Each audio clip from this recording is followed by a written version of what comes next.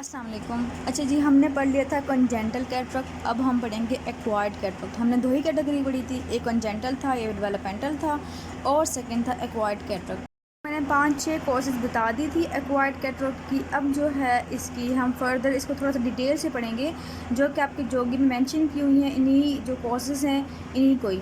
अब acquired cataract में आपने ये बात याद रखनी है कि एक्वायर्ड कैटरेक्ट वो कैटरेक्ट होती है जो कि सेकेंडरी डेवलप करती है, जो कि समझ लें कि आप जो एडवांस एज है उसमें डेवलप करती है, इनिशियल एज में डेवलप नहीं करती।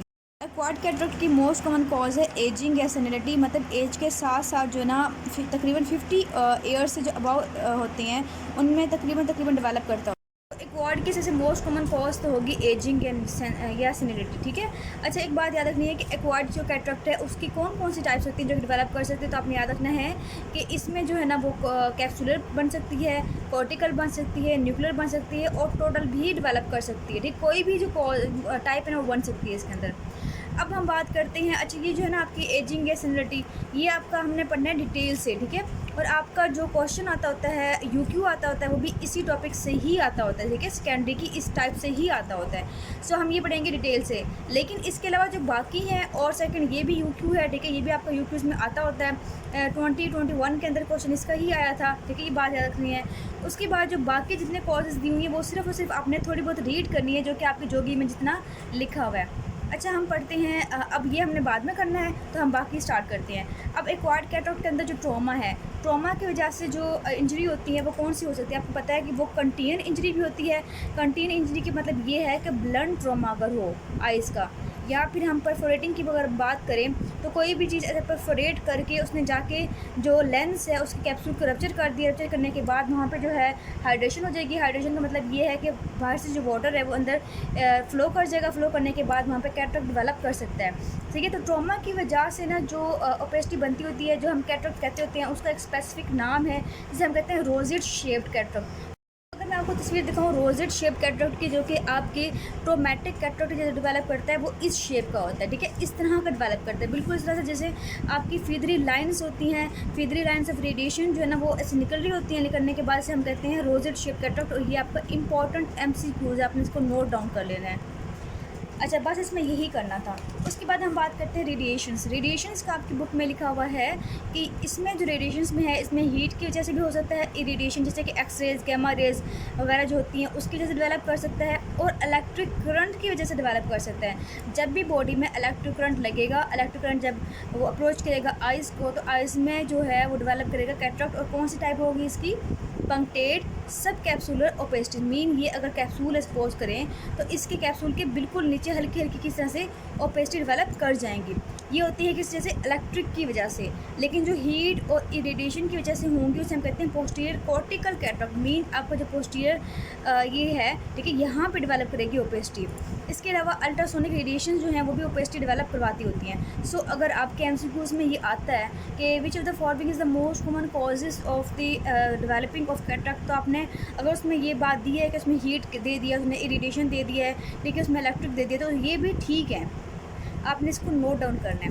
उसके बाद हम बात करते हैं मेटाबॉलिक डिसऑर्डर्स। मेटाबॉलिक डिसऑर्डर जो होती हैं उसमें कौन कौन से आएंगे? आपको पता है कि सबसे पहले मोस्ट कॉमन कॉज जो है वो डायबिटीज़ मेलिटस है।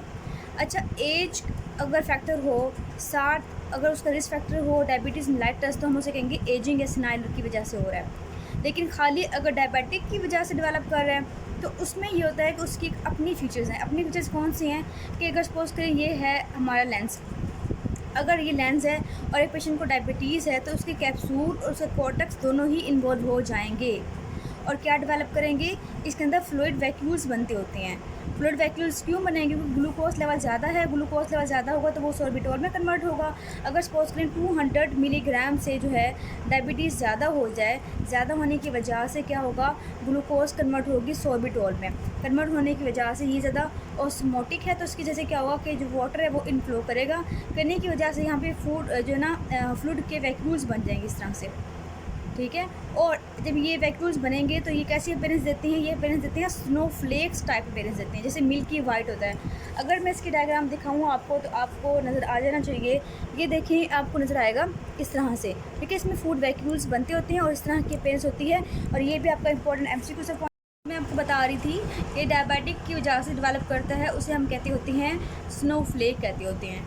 अब हम बात करते हैं कि पैराथायरॉयड हार्मोन अगर ना हो उसकी वजह से कौन सा डेवलप करेगा, तो कॉर्टेक्स में ही डेवलप होगी कैटरैक्ट। और इसके अलावा जो ओपेसिटी होती है पहले बनेगी पंक्टेट सब कैप्सूलर बनेगी हल्की हल्की, ठीक है। उसके बाद जो है ना वो क्रिस्टलाइन की फॉर्म में बड़ी बड़ी ओपेसिटीज हो जाएंगी जब ये कोलेस कर जाएंगी। इसके बाद है ग्लैक्टोसीमिया जो है वो इन्फेंट्स में भी करवा रहा था, और अगर एक्वायर्ड में हो मतलब बाद में ग्लैक्टोसीमिया होता है तब भी जो है ना ऑयल ड्रॉपलेट टाइप की कैटरैक्ट डेवलप कर सकती है।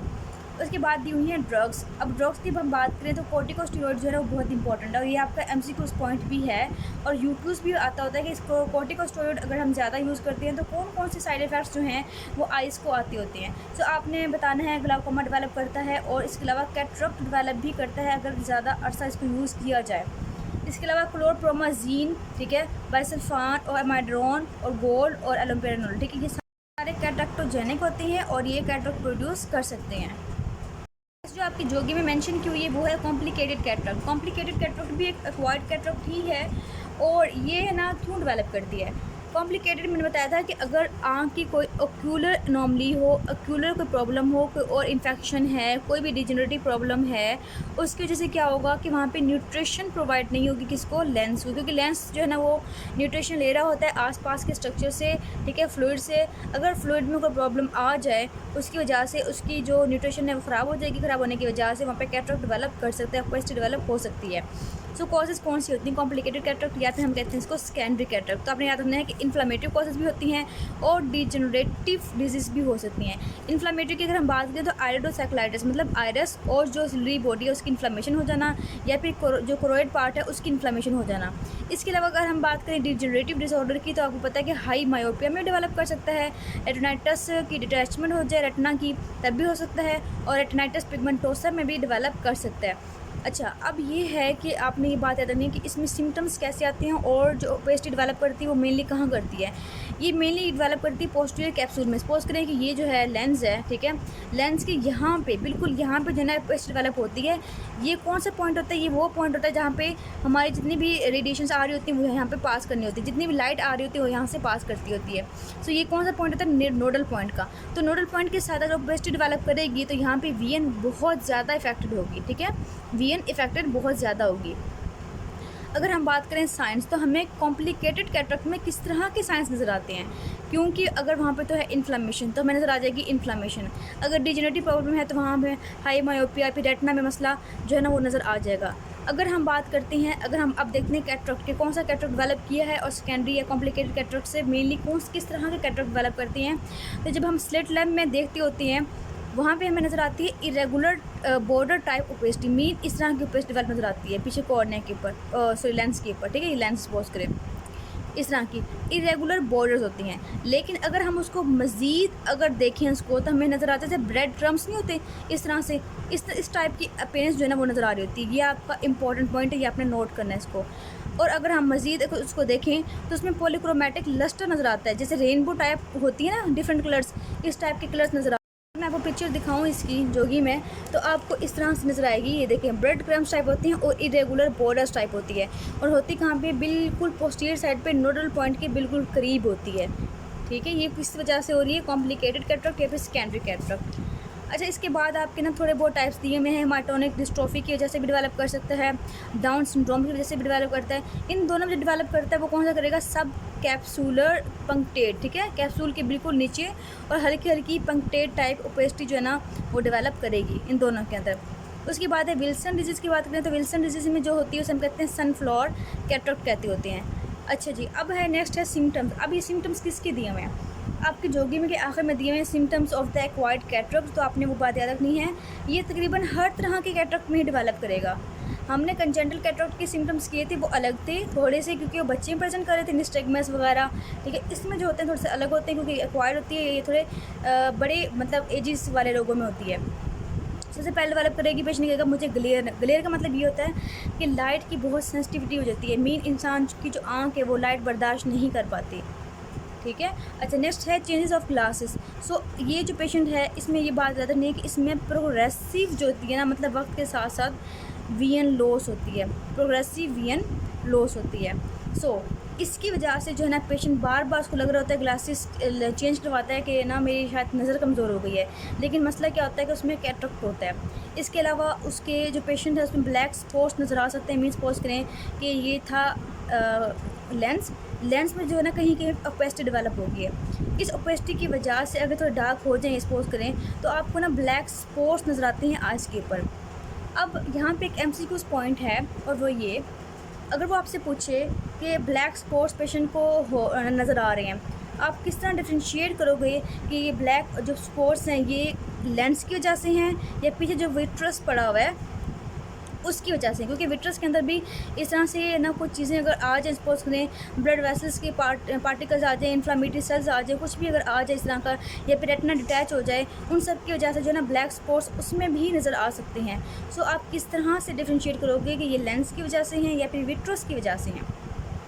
आपने ये कहना है कि अगर हम पेशेंट से पूछते होते हैं कि आपके जो ब्लैक स्पॉट्स हैं वो आपको मूव करते हुए नज़र आते हैं या फिर कांस्टेंट नज़र आते हैं। अगर आप कहते हैं पेशेंट को ऊपर देखें, इधर देखें, दाएं देखें, बाएं देखें, तो वो कहेगा कि हाँ, पेशेंट कहेगा कि हाँ मुझे फिक्स नज़र आ रहे हैं। अगर तो हैं ब्लैक स्पॉट्स फिक्स्ड तो वो हैं लेंस की वजह से।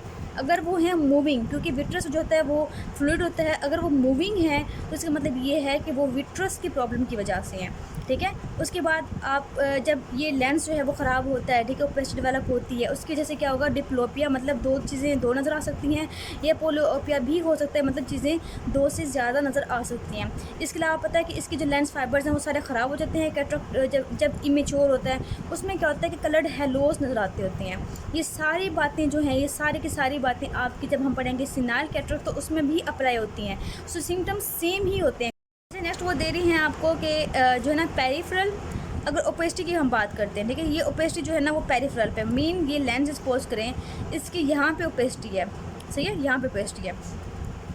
अब आप खुद सोचें, अगर यहाँ पे ओपेसिटी है तो सेंट्रल में बिल्कुल ठीक है। इसका मतलब ये है अगर पीपल का साइज़ कम होगा, ये पीपल साइज़ कम किया हुआ है मैंने, ओपेसिटी कहाँ पे, यहाँ पे। पीपल का साइज़ जो है वो कब कम होता है, जब लाइट होगी, जब लाइट होती है, जब डे टाइम होता है। डे टाइम में क्या होगा कि उसकी जो है प्यूपल है वो छोटा हो जाएगा, ठीक, कॉन्स्ट्रिक्ट कर जाएगा। कॉन्स्ट्रिक्ट करने की वजह से उसकी वीएन यहाँ से नज़र आ रही है, यहाँ पे कोई ओपेसिटी नहीं है, सब कुछ ठीक है। तो इस केस में वो कहेगा कि डॉक्टर साहब दिन के टाइम जो है मुझे सही नज़र आता है, लेकिन रात के टाइम है ना मुझे धुंधला सा नज़र आना स्टार्ट हो जाता है। इसका मतलब ये है कि रात के टाइम जब डार्क होती है, जब नाइट टाइम होती है, तो पीपल जो है वो डायलेट कर देता है। जब पीपल डायलेट करेगा तो वीएन यहाँ से भी हो जाएगी, जब वीएन यहाँ से होगी तो यहाँ पे ओपेसिटी होगी। तो इसलिए पेशेंट को ओपेसिटी नज़र आती है, मेन पेशेंट को जो है वीएन इम्पेयरमेंट नज़र आती है। लेकिन अगर वो कॉन्स्टिट कर जाए तो सेंट्रल पार्ट ठीक है, इसकी वजह से क्या होगा कि उसकी वीएन जो है वो दिन के टाइम ठीक हो जाती है। अब हम बात करते हैं सेंट्रल की। अब सेंट्रल में ओपेसिटी है, तो आप खुद सोचें, सेंट्रल में ओपेसिटी है, यहाँ पे उसका है आरएस, ठीक है, और सेंट्रल में ओपेसिटी है। अब इसने कॉन्स्टिट कब करना है, इसने कॉन्स्टिट करना है डे टाइम में। सो डे टाइम में जब ये कॉन्स्टिट करेगा तो इसकी जो वीएन है वो ख़राब हो जाएगी। अब ऐसा पेशेंट जो है वो ड्राइविंग नहीं कर सकता, ठीक है, वो इनेबल हो जाता है ड्राइविंग की। क्यों? क्योंकि अगर वो ड्राइविंग करेगा, सपोज करें वो गाड़ी चला रहा है, इसका मतलब ये है कि चलो उसकी आइज़ का आके जो है ना वो इतनी रोशनी नहीं है, लेकिन जैसे ही वो रात के टाइम कहीं जा रहा होगा, सामने से अगर गाड़ी आती है और उसकी रोशनी अचानक से उसकी लाइट पड़ती है उसकी आइज़ में, फ़ौरन से जो है ना उसकी पीपल जो है वो कॉन्स्टिट करेगी। जब पीपल कॉन्स्टिट करेगी, दरमियान में वीएन है, तो ऐसे पेशेंट जो है ना वो उसके एक्सीडेंट होने के बहुत चांसेस होते हैं, क्योंकि उसको नज़र ही नहीं आता।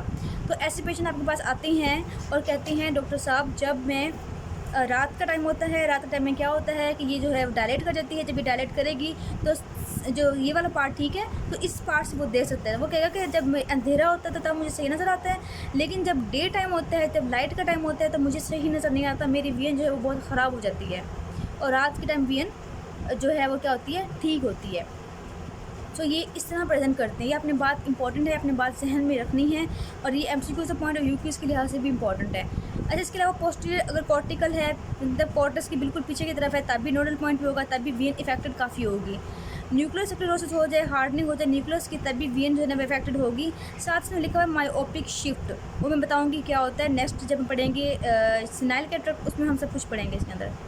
आगे मैच्योर कैटरेक्ट में ये होता है कि इसमें अब ना ही किसी लाइट से ना ही रात से किसी में कोई फ़र्क नहीं पड़ता, बल्कि कम्प्लीटली इसकी जो है ख़राब हो गई तो वो प्रेजेंट ही करेंगे कि मुझे जो है ना मेरी विजन जो है ना वो बहुत ख़राब हो गई है और मैं कुछ भी नहीं देख पाता। अच्छा, यहाँ तक अब मैंने आपके जो ये टाइप्स हैं आपने जो कि मैं मार्क कर लेना है कि ये जो पॉइंट मैंने बताए हैं आपको, ये आपके यहाँ से स्टार्ट होते हैं कॉम्प्लिकेटेड से लेकर ये आपके सारे हो गए हैं। इसके बाद जो लिखा हुआ है आपके ये सिम्टम्स मैंने आपको करवा दिए हैं जितने भी सिम्टम्स इसके अंदर थे। इसके बाद लिखा हुआ है साइंस ऑफ कैटरेक्ट, ये आपने ना क्रॉस कर देना, ये साइंस नहीं कैटरेक्ट के, ये मेनली जो है ना ये डीडीज़ हैं। ये दोनों ये डीडीज़ हमने किए थे किसके अंदर, चाइल्ड के अंदर, जब हमने कंजेंटल किया था। ल्यूकोकोरिया की डीडीज़ थे कि अगर वाइटनिंग नज़र आती है, और नीचे दिया हुआ है इन अडल्ट में दिया हुआ है इसको आपने कर लेना है कि अगर सपोज़ करें एक अडल्ट आता है ल्यूकोकोरिया के साथ, मतलब वाइटनिंग नज़र आ रही है पीपल के एरिया पे, तो क्या क्या हो सकता है। एक तो हमने कह दिया कि सिनाइल मैच्योर जो ना यहाँ पर मैच्योर कैटरेक्ट हो सकता है। ये अक्लूसिव पीपल का मतलब ये है कि जो पीपल के एरिया है वो अक्लूड हो गया है किसी भी वजह से, चाहे वो लेंस आगे चला गया है या फिर किसी वजह से वो बंद हो गया है। इसके अलावा सेक्लाइटिस मेम्ब्रेन हो सकती है, जो कि सपोज करें ये आरएस है और ये भी आरएस है, इसके अंदर एक मेम्ब्रेन बन जाती है, इसे कहते हैं सेक्लाइटिस मेम्ब्रेन।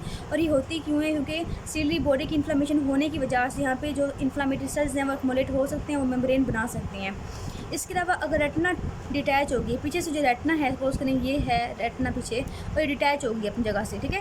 डिटैच होने की वजह से जो रेड रिफ्लेक्स था वो अब नज़र नहीं आएगा, और वहाँ पे क्या नज़र आएगा, वाइटिश कलर का यहाँ से नज़र आ रहा होगा पीपल के एरिया से। और इसके अलावा सेकेंडरी कैटरेक्ट या कि मतलब ये है सेकेंडरी कैटरेक्ट या आफ्टर कैटरेक्ट क्या होता है कि सेकेंडरी डेवलप कर सकता है किसी भी वजह से। आफ्टर कैटरेक्ट का मतलब ये है कि सर्जरी कर दी है उसके बाद भी डेवलप कर गया। सो ये आपने जो है ना डीडीज़ ये कर लेनी है अडल्ट के अंदर। उसके बाद ये आपने क्रॉस कर देना है, क्योंकि मैंने आपको पहले ही बता दिया है कि आपने किस तरह से डायग्नोस करना है। प्लेन मिरर में क्या नजर आएगा आपको, डायरेक्ट में क्या नजर आएगा, वो सब कुछ यही है। कॉम्प्लिकेशन जो है हम पढ़ेंगे सिनाइल के साथ ही पढ़ेंगे, क्योंकि उसी की वजह से ही मेनली कॉम्प्लिकेशन होते हैं। एक्वायर्ड की वजह से भी डेवलप कर सकते हैं, लेकिन मेनली जो डेवलप करते हैं वो सिनाइल की वजह से ही डेवलप करते हैं। उसके साथ ही हम सारे कॉम्प्लिकेशंस पढ़ लेंगे, ठीक है। और इसके बाद आपने ये जो है ये जस्ट एक दफ़ा रीड कर लेना है। क्यों? क्योंकि वो पूछने हैं कि कौन कौन सी कॉज होती हैं जो कि ग्रेजुअली लॉस ऑफ विजन करवाती हैं। आपके पास जो पेशेंट आता है कहते हैं ग्रेजुअली लॉस ऑफ विजन के साथ वो मेनली कैटरेक्ट का ही होता है, लेकिन कैटरेक्ट के अलावा भी बहुत सी कॉजेज होती हैं जो करवाती हैं। अभी आपको ये चीज़ें याद नहीं होंगी, लेकिन आप जब पूरे की पूरी आई पढ़ लेंगे उसके बाद आपको फटाफट से हर एक चीज़ खुद ब खुद ही आ जाएंगी।